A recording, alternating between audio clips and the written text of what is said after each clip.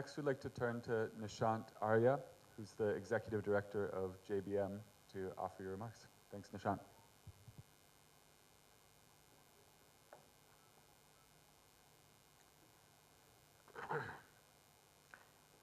So good morning, ladies and gentlemen.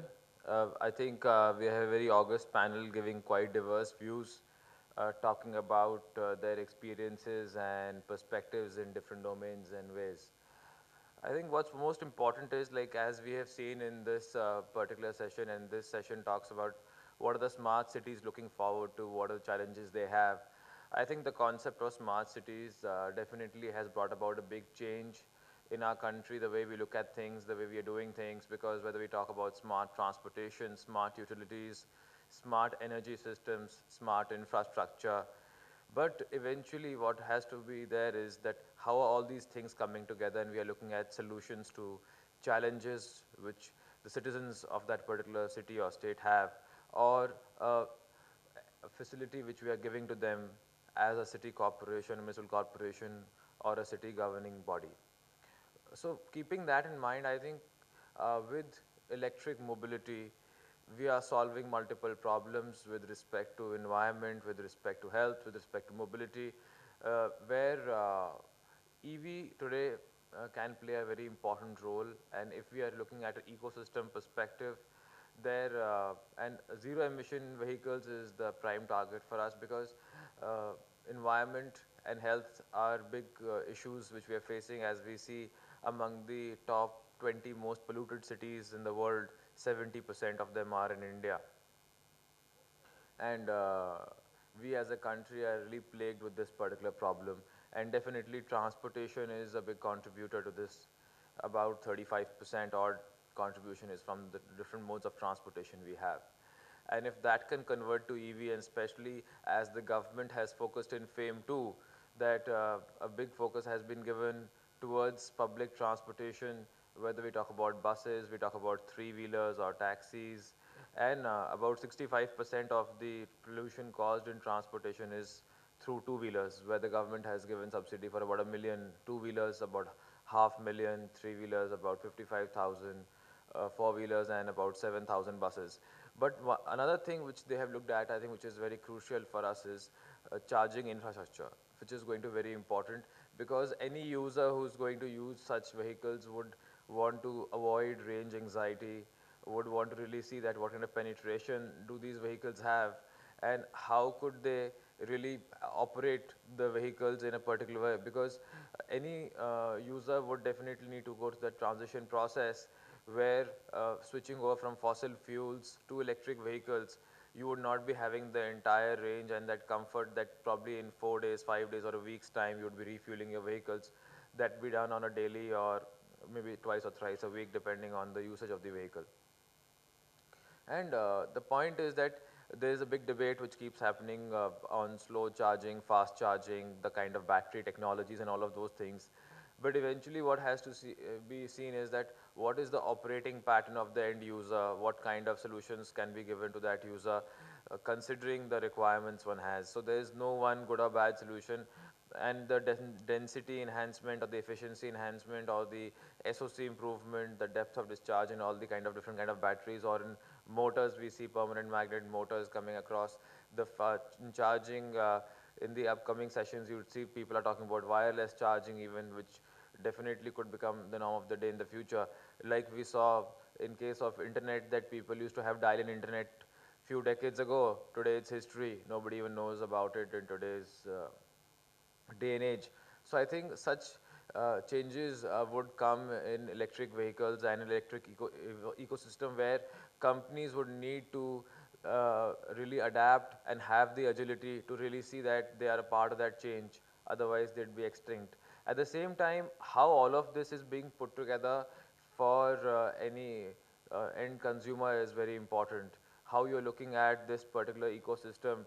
And today, whether we talk about smart pumps, where solar pumps are being used with EV backup, whether we talk about smart meters, whether we talk about other kind of usages for electric technology.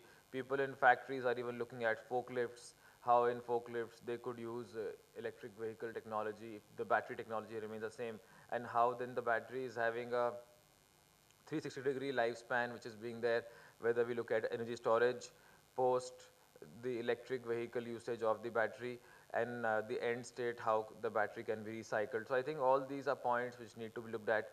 In our country today, we are addressing few of these issues, but there are still multiple areas which need to be uh, really evaluated and seen that what would be the end state of all these things.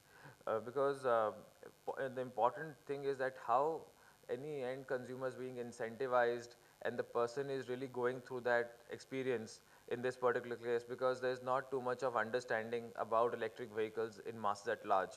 So either you keep it technology agnostic in a certain way, or you make it really well ingrained into the whole system where each and every citizen of the country or a user can understand what it is all about. And I think that is happening slowly, as we have seen in the past couple of years. A lot of transition has happened, a lot of awareness has come in the public at large. So with that perspective, I think we are discussing and having this conference at an opportune time, because since the policy has become quite clear and the government is now even looking at the phased manufacturing program. And with the phased manufacturing program, if once the localization content is going up, so there'll be multiple skills required, different kind of facilities required, and know-how which would need to come into our country. And how are you managing all of these things would need to be really looked at. And that's why I think such groups and think tanks, I think what Rocky Mountain has done with their report has been a really good initiation in this direction, but many more steps need to be taken to reach to the desired goal which we have.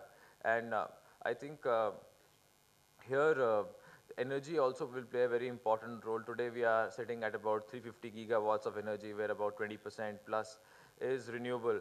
And in next 10 years or so, we are looking at 800 gigawatts as our country's requirement, where about 50% will go to renewable, about 400 gigawatts. And how that generation of renewable energy is being used by electric vehicles, and we are looking at a complete ecosystem for zero emission vehicles, where I personally feel that EV is the most promising technology today, would be the target which the government would have, and eventually leading to the right environment for the citizens in the country.